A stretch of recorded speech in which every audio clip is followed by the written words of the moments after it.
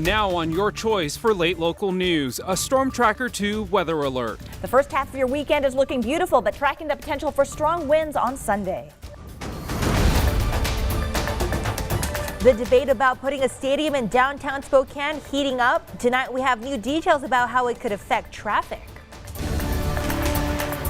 Our team, our town, our time. No one covers March Madness like our team. Team coverage from Indianapolis ahead of the Sweet 16. A Storm Tracker 2 weather alert now at 11. This is a look at future track radar. Winds will gradually pick up throughout the weekend.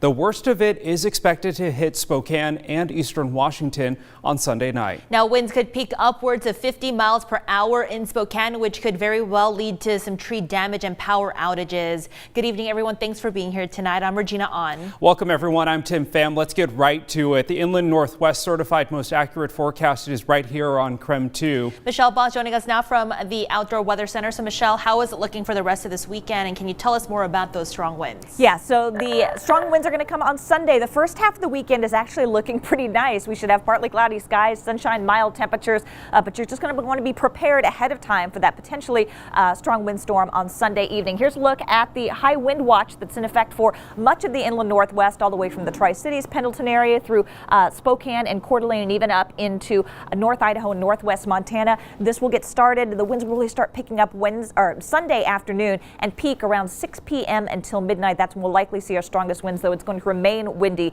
through the day on Monday. On satellite and radar, things pretty quiet out there right now. We had a few more clouds than I expected today in the Spokane area, but otherwise not a bad day as temperatures warmed up into the middle 50s. We do expect dry weather overnight and into our Saturday, and dry weather for most of the day on Sunday as well. Temperatures are generally in the 30s and 40s, mid 40s in Spokane and Coeur d'Alene, a little bit chillier in Pullman, 39, and temperatures in the lower 40s right now in Sandpoint. Temperatures in the mid 40s right now in Moses Lake. Here's a look at the next 12 hours. Pretty quiet weather again, partly cloudy skies, temperatures dropping down into the middle 30s.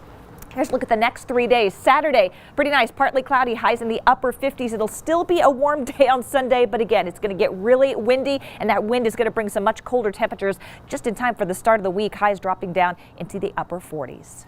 Michelle, thank you. Avista is tracking this storm closely too. They say the wet, saturated soil due to the rain combined with strong winds will likely cause outages from falling trees and limbs. Avista says they're prepared to respond and are urging customers to prepare for potential storm damage and outages. They say if you lose power, turn off all the appliances that were on before the outage. You should also leave a light or radio on to alert you when power is restored. Now, you can also help Avista crews by turning on a porch light, and this actually lets them know which homes have power. And when severe weather strikes, no other team in the town keeps you informed like the Storm Tracker 2 team, so you can get up-to-the-minute alerts sent right to your phone. Just download the free CREM 2 mobile app in the App Store, and don't forget to allow push notifications. Our team, our town, our time. No one covers March Madness like our team. Our Mark Hanrahan and Brenna Green are in Indianapolis tonight. There's a lot of talk around the program today for both the present and the future. Yes, good evening from downtown Indianapolis. We are standing in front of Lucas Oil Stadium behind us. This is where the Final Four in the championship game will be played. Hopefully the Zags playing in both of those games. Before that, though, they got to get to the Sweet 16. That game, of course, on Sunday. But Brenna, there was a lot of Gonzaga news today. Yes, it was not a boring day to be a Gonzaga fan. We'll start with a bit of news that happened this afternoon. Gonzaga became the first program ever to have 3 players named to the Wooden All-American team today. Corey Kispert, Drew Timme, and Jalen Suggs were selected. Only 10 players nationally made the list. Kispert is also a finalist for the Wooden Player of the Year award.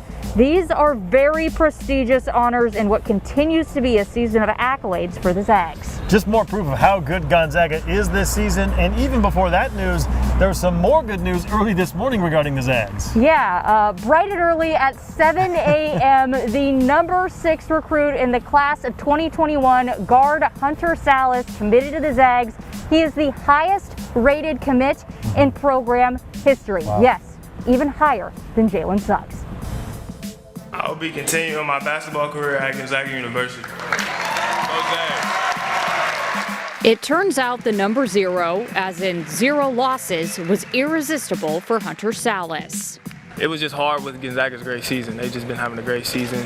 And they've been looking really good. And then I also took an official visit there, so it just made sense. SALLIS visited Gonzaga last season before the coronavirus pandemic. It sure seems like Gonzaga being ahead of the game last year and getting juniors to visit also led them to be ahead of other schools in recruiting this year.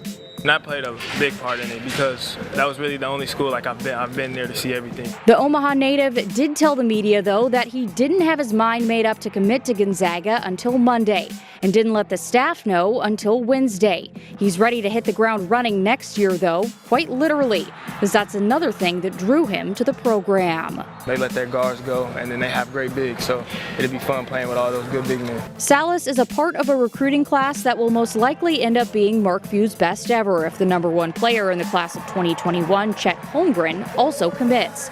Many already think it's a done deal for him to be a Zag. SALLIS says he's been in contact with several Gonzaga players about what it's like to play for Few, including one whose name is pretty recognizable.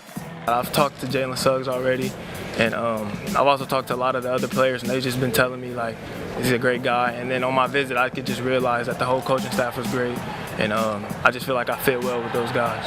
And SALLIS knows that fitting in Gonzaga's program means potentially more zeros. I hope to just continue that success and help them keep winning. The staff hasn't promised SALLIS anything in terms of playing time for next year, but they have told him that a spot in the rotation is his for the taking. I think they'll figure out a way to get him out on the court. And just more proof of how good Gonzaga has become. They are attracting these blue chip recruits year after year now. The level has just skyrocketed, even in the last year with this team. It is phenomenal, the guys that they are getting into this program. My goodness. Well, keep them coming, right? Yes. A lot of excitement here in downtown Indianapolis for the Final Four. You see March Madness and Final Four signage all throughout the downtown core. It is day one of our coverage here in Indy. Hoping to be here about 10 days if the Zags continue to win. By the way, their game on Sunday will take place about 15 miles north of downtown Indy at the Hinkle Fieldhouse. Yes, and at 9 a.m. on Sunday, we are going to have an hour-long special previewing that Gonzaga and Creighton matchup that's going down on Sunday, and then just stick around on Creme because the Gonzaga-Creighton game is at 11:10 a.m. on our airwaves that day as well. Reporting in Indianapolis, I'm Brenna Green. He's Mark Hanrahan from 2 News. Well, time is running out for you to weigh in on a new proposal to build a sports stadium in downtown Spokane instead of just replacing Joe Albi Stadium at its current site. Yeah, the decision is ultimately up to the school board. Our Casey Decker explains how you can let them know your opinion and has new details about how this proposal would affect traffic.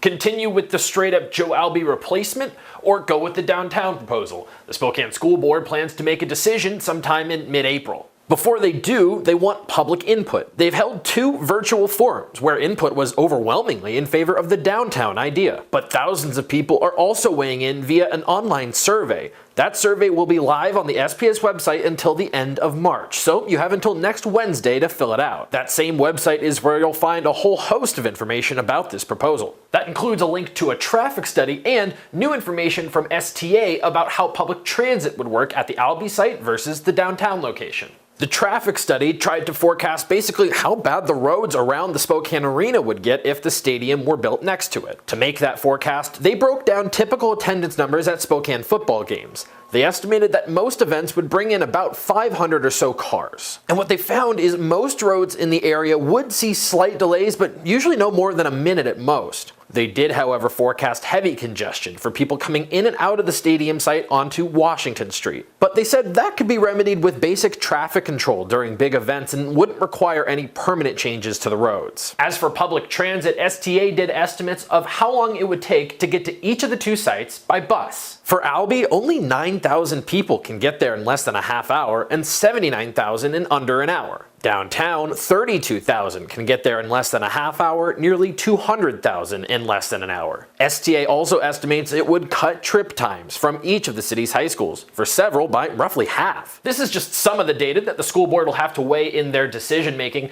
In the past, they've been wary of downtown proposals, in large part because an advisory vote suggested that most people prefer the Albi site. Casey Decker, CREIGHTON News. Well,